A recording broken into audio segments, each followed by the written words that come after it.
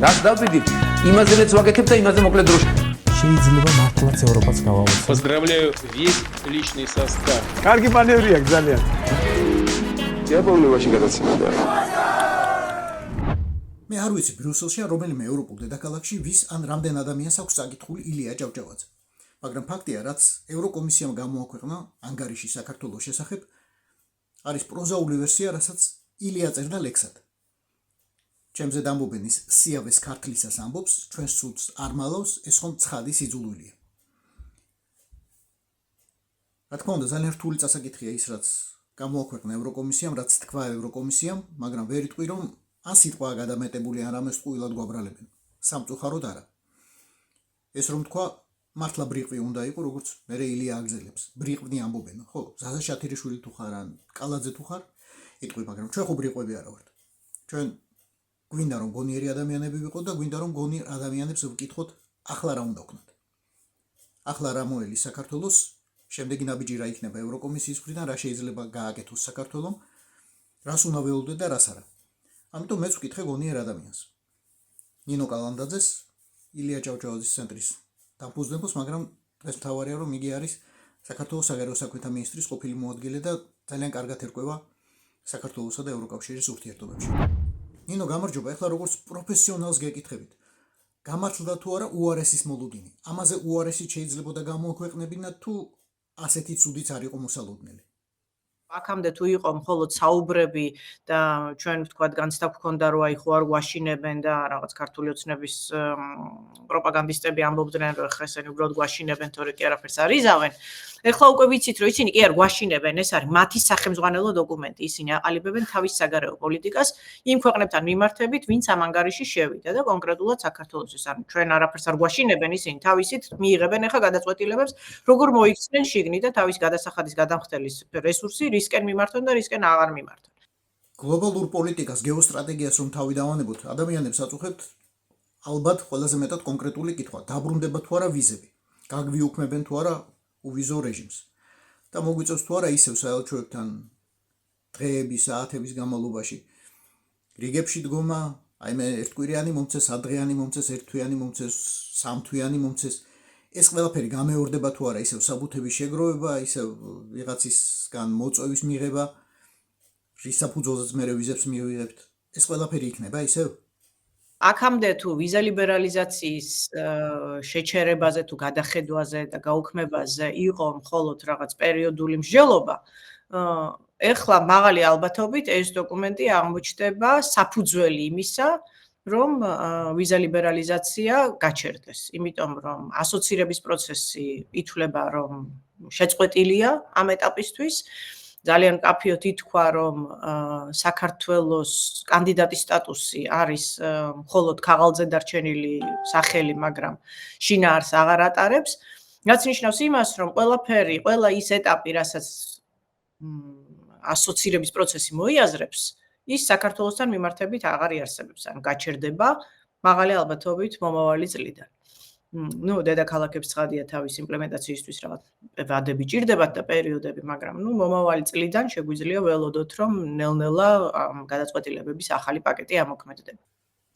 მოდი ოპტიმისტები ვიყოთ. თქვათ, რომ შეიძლება ევროკავშირმა არ მიიღოს გადაწყვეტილება საქართველოსთვის uvizო რეჟიმის გაუქმებაზე, მაგრამ პოლიტიკა საქართველოს მიმართ პოლიტიკა გაამკაცრონ კონკრეტულმა ქვეყნებმა გადაწყვიტონ, რომ მაგალითად უფრო მკაცრად გააკონტროლებენ საქართველოს მოქალაქეებს, რომლებიც მათ მიადგებიან საზღვარზე. ეს მოსალოდნელია? საქართველოს მოქალაქეებთან მიმართებით ფუნდამენტურად შეიცვლება დამოკიდებულება. ანუ არის ქვეყნების კატეგორია, რომლებსაც ჭირდებათ კონკრეტული ფორმალური საფუძველი იმისთვის, რომ სხვა ქვეყანაში შევიდნენ. საქართველოს ამის ნაწილი აღარ იყო.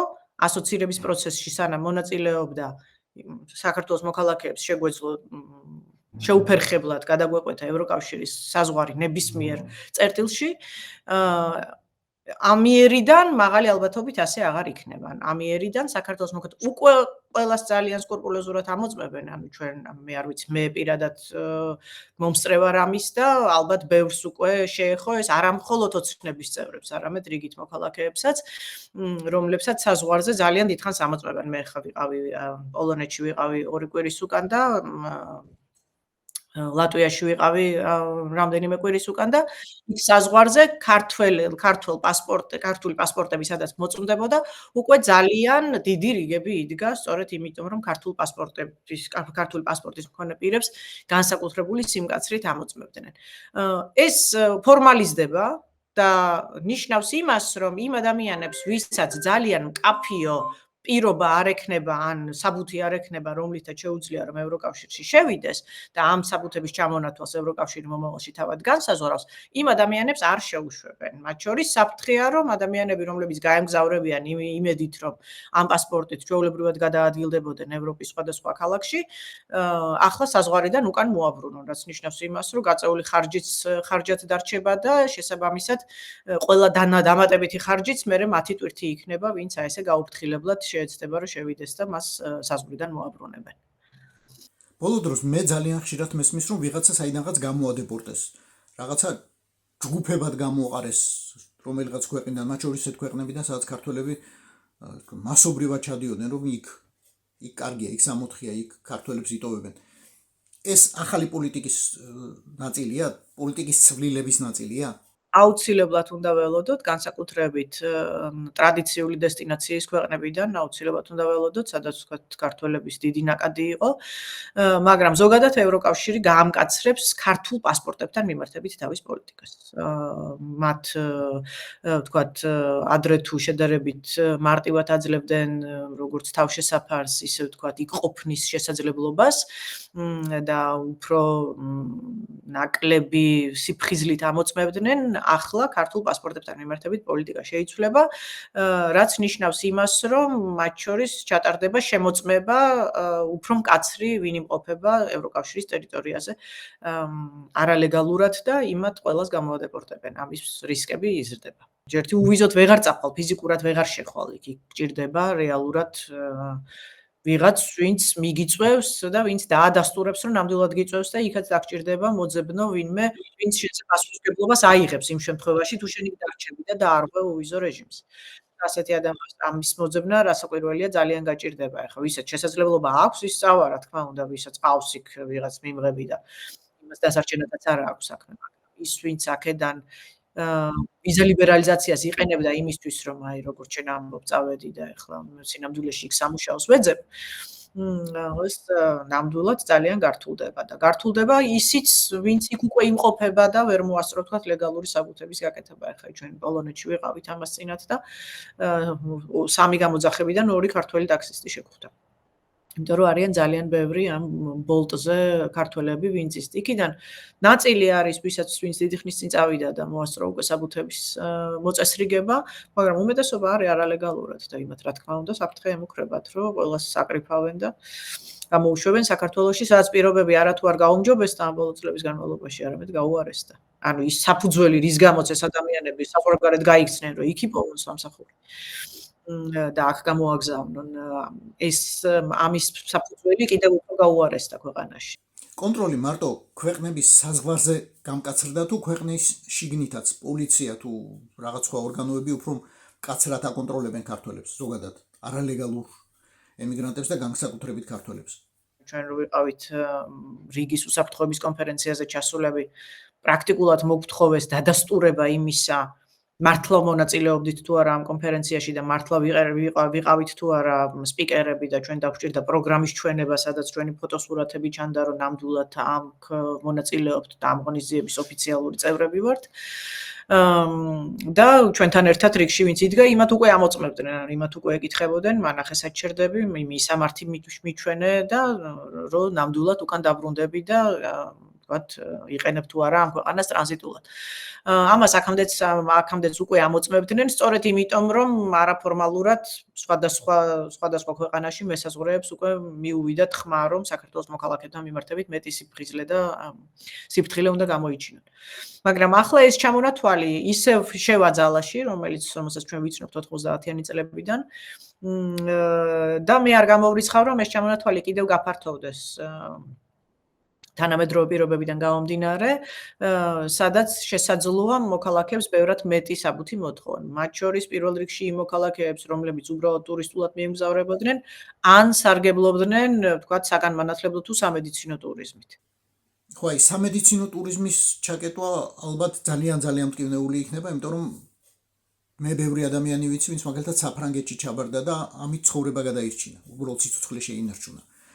ეს შესაძლებლობა თუ ჩაიკეტება, რეალურად ადამიანები დაიღუპებიან პირდაპირ მნიშვნელობით.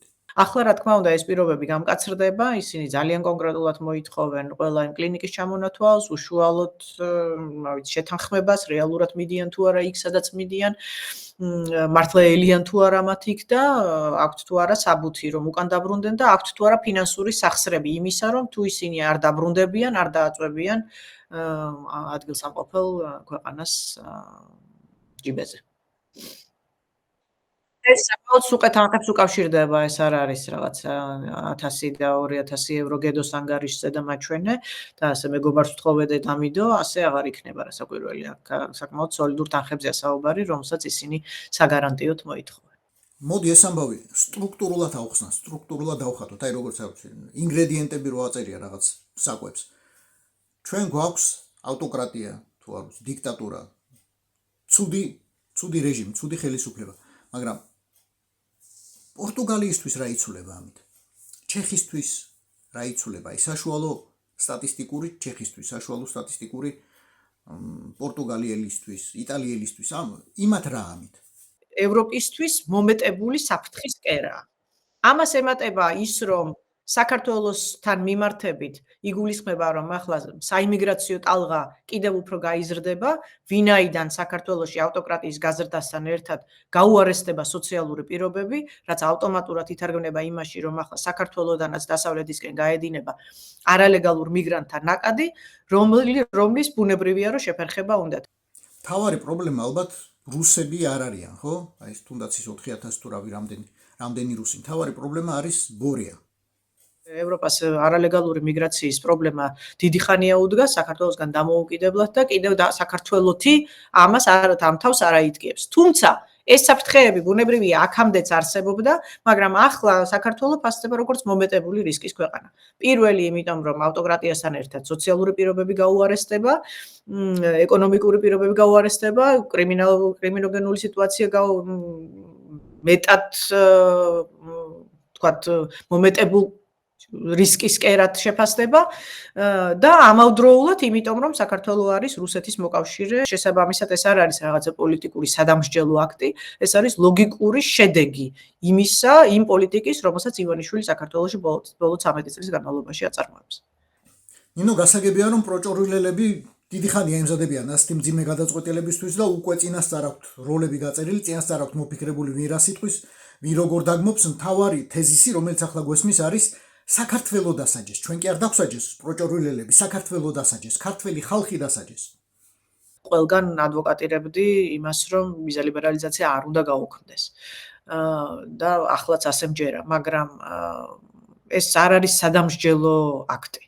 ეს არის ძალიან კონკრეტული ევროკავშირის უსაფრთხოების პოლიტიკით განპირობებული გადაწყვეტილება, რომელსაც ისინი უბრალოდ გვერდს ვერ აუვლიან, იმიტომ რომ ფაქტები ისე შეიქმნა, როგორც შეიქმნა. მაგრამ ვინაიდან ფორმალურად საუბარია იმაზე, რომ ასოცირების პროცესი, არათუ შეჩერდება ასოცირების პროცესი, არამედ კანდიდატის სტატუსაც მოიაზრებენ, როგორც რომ არის მხოლოდ ფორმალური სახელი დარჩენილი, ეს ნიშნავს იმას, რომ წევრ ქვეყნებს მეტი შესაძლებლობა ექნებათ, მეტად გაეხსნებათ ხელი უკვე რეჟიმის წინააღმდეგაც კონკრეტული გადაწყვეტილებები მიიღონ.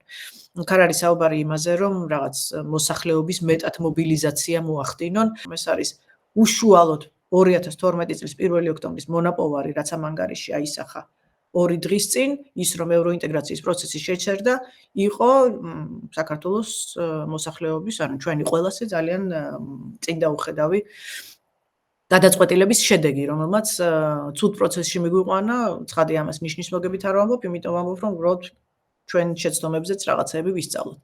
ევროკომისიის ეს დასკვნა, ეს პოზიცია ნიშნავს თუ არა, რომ გამკაცრდება უნდა ველოდოთ ახალ სასანქციო პაკეტებს.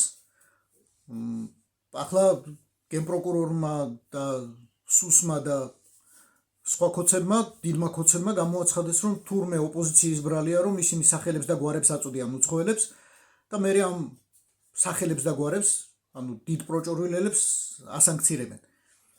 შეიძლება თუ არა ახალ ტალღას ველოდეთ. კი, უნდა ველოდოთ, რომ არა მხოლოდ თქვათ ვიზების შეჩერება ცალკეული პირების მიმართ, არამედ ფინანსურ სანქციებს ვისაც უწესებენ, იმ პირთა ჩამონათვალიც გაიზრდება, რომლებიც უშუალოდ ეხმარებიან ივანიშვილს იმაში, რომ ავტორიტარული კონსოლიდაცია მოახდინოს. ანუ სხვადასხვა რგოლში იქნება ეს სასამართლო თუ იქნება ეს სამართალდამცავი სტრუქტურები თუ იქნება ეს მედია. ანუ ყველა ის რგოლი, რომელიც შესაძლებელს ხდის, რომ ავტორიტარიზმი დაკანონდეს ქვეყანაში. ევროკავშირის ეს ანგარიში ნიშნავს თუ არა, რომ ევროპამ უბრალოდ კარი მოგვიხურა და ქვა მოგვაგურა. თავი დამანებეთ, რაც გინდათ ისაკეთეთო.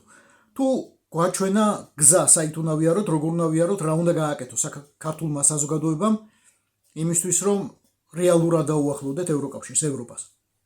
მეორე რაც ჩემი აზრით ასევე ოპტიმიზმის საფუძველს იძლევა არის ის, რომ ივანიშვილი უსასრულოდ ცას ვერ გამოეკერება და მას არ უნდა მივცეთ შესაძლებლობა, რომ ეს მემკვიდრეობა დატოვოს. იმიტომ რომ ავტორიტარული რეჟიმების საკმაოდ დიდ სისუსტეს წარმოადგენს მემკვიდრეობითობა.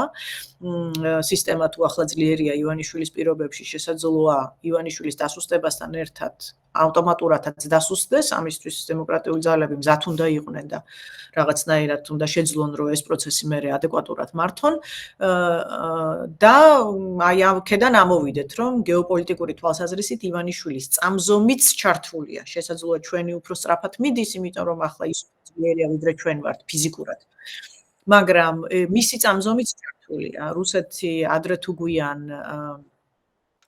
თუ გვიან მოუწევს დასავლეთთან დალაპარაკება, დასავლეთი იმაზე უფრო ძლიერია, ვიდრე რუსეთს ეგონა, რომ იქნებოდა, მათ შორის იანვრის შემდეგ, როდესაც ტრამპის არაორდინალური გადაწყვეტილებების თუ განცხადებების მომსწრე გახდა მსოფლიო, მას შემდეგაც ნახეს, რომ ევროპას გაცილებით მეტი რესურსი გააჩნია, ვიდრე ეს აქამდე ვინმეს ეგონა.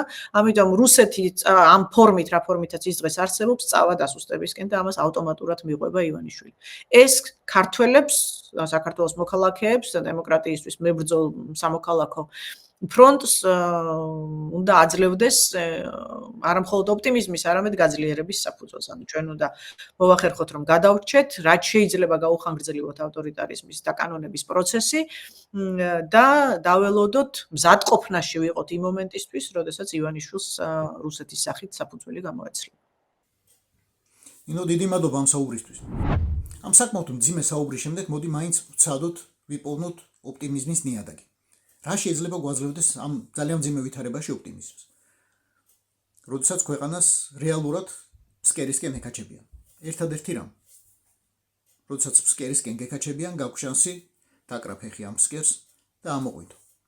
ხო და ჩემო ქართულო, დაკარი ფეხი და დაკარი ხელი. ეს იყო ვაში გადაცემა სპეციალური გამოშვებით თენგის გოგოტიშვილთან ერთად. მოგვიწოდეთ და გამოგვიწერეთ ყველა პლატფორმაზე: YouTube-ზე, Facebook-ზე, Instagram-სა და TikTok-ზე. რაც დავდივით, იმაზეც ვაკეთებ და იმაზე მოკლედ დროში. შეიძლება მართლაც ევროპას გავავოცოთ. Поздравляю весь личный состав. კარგი მანევრია ძალიან. Я помню, очень гадаться надо.